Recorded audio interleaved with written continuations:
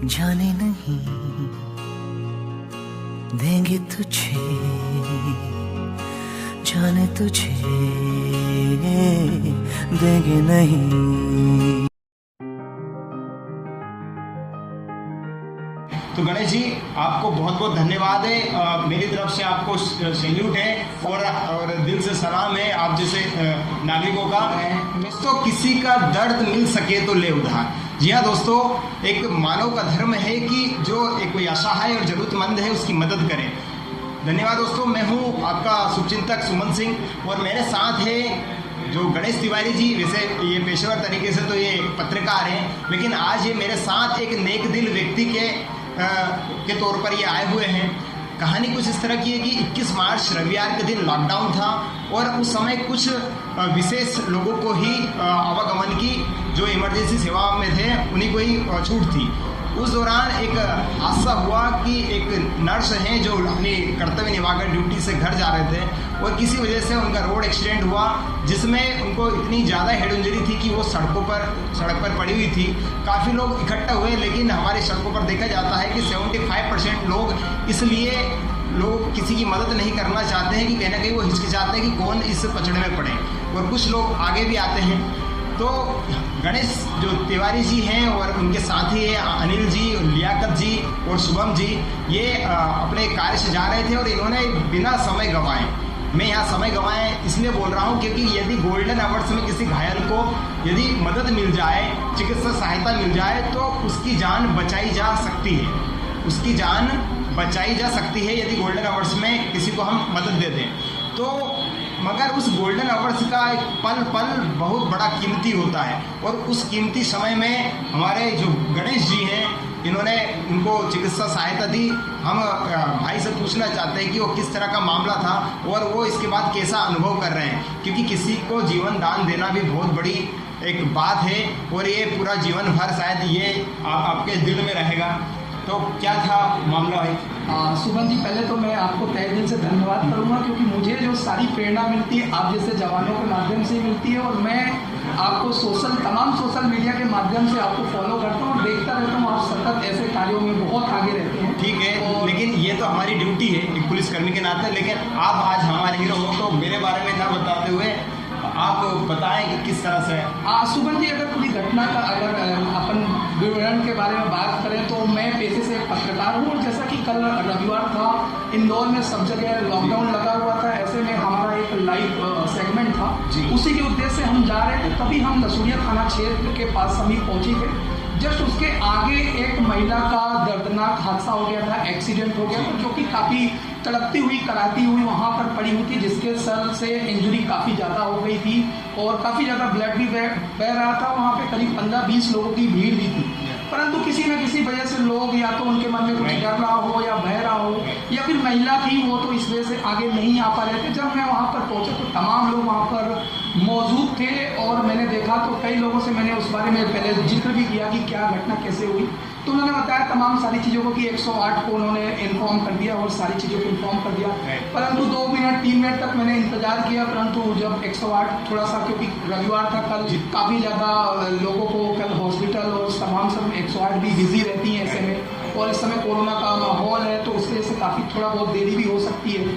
तो ऐसे में जब काफ़ी देर थोड़ा बहुत हो गया तो मुझे लगा कि अब इसको अगर अभी हेल्प हमने नहीं की तो इनकी जान निश्चित तौर पर जा सकती है। और जो कोर्ट भी बोलता है और आप लोग भी लोगों को सचेत करते हैं कि जो गोल्डन आवर होता है, अगर उस समय हम किसी की हेल्प करते हैं तो निश्चित तौर पर उसकी कहीं ना कहीं हम जान बचा सकते हैं। तो मैंने उसी समय फिर कदम उठाया और हमारे मित्र थे अनिल जी, लियाकत साहब जी और शुभम जी थे, हमारे सभी सहयोगी थे, उन्होंने मुझे मोटिवेट किया और उसी मोटिवेशन से हमने बोला कि आप कुछ भी हो हमें इनको हॉस्पिटल तुरंत पहुंचाना चाहिए, चाहे बाद में कुछ भी हो हमारे साथ या फिर कुछ भी हो। और इसी को हमने देखते हुए तुरंत एक राहगीर थे वहाँ पर, हमने उनकी तुरंत एक्टिवा की सहायता ली, उन्होंने भी आगे आकर हमारा हेल्प की हमारी, और हमने उनको बैठाकर एक्टिवा में बैठाकर समीप के जो लसूड़िया थाना क्षेत्र के अंतर्गत आपका सनराइज हॉस्पिटल है वहाँ पर पहुँचाया। और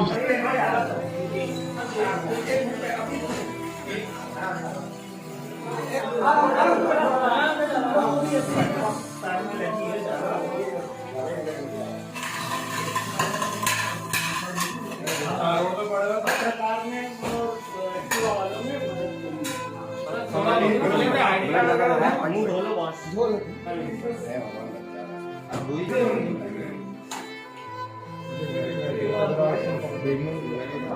जिससे कि काफी कुछ भगवान की कृपा से उन्हें, हालांकि वो स्वस्थ, अब मुझे जानकारी मिल रही है कि पूरी तरह से वो स्वस्थ हैं और खतरे से बाहर हैं।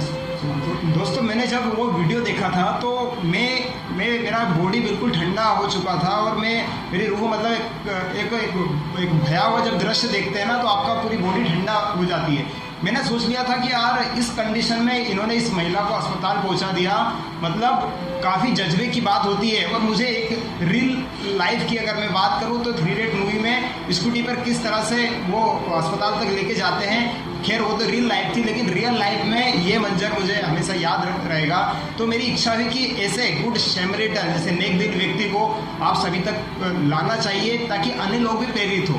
इसके संबंध में सुप्रीम कोर्ट की गाइडलाइन है, यदि आप किसी सड़क दुर्घटना में घायल व्यक्ति की मदद करते हैं तो आपसे पुलिस द्वारा FIR से संबंधित या किसी तरह की स्टेटमेंट से संबंधित कोई भी दबाव नहीं बनाया जाता है। अस्पताल प्रशासन नेक दिल व्यक्ति से पैसे इलाज के नहीं मांगता है, ना ही उसकी मर्जी के बिना उसका नाम इंदराज किया जाता है किसी तौर पर।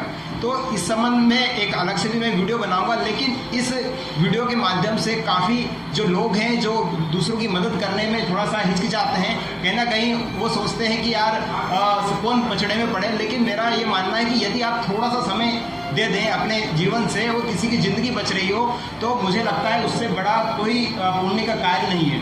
और कहीं ना कहीं हद तक दूसरे लोग भी आपसे मोटिवेट होंगे। और जहाँ तक सरकारी हॉस्पिटल हो या प्राइवेट हो, आप किसी भी हॉस्पिटल में, नज़दीकी हॉस्पिटल में उन्हें लेके जाएंगे तो वो इलाज डॉक्टर को करना ही होगा उनका।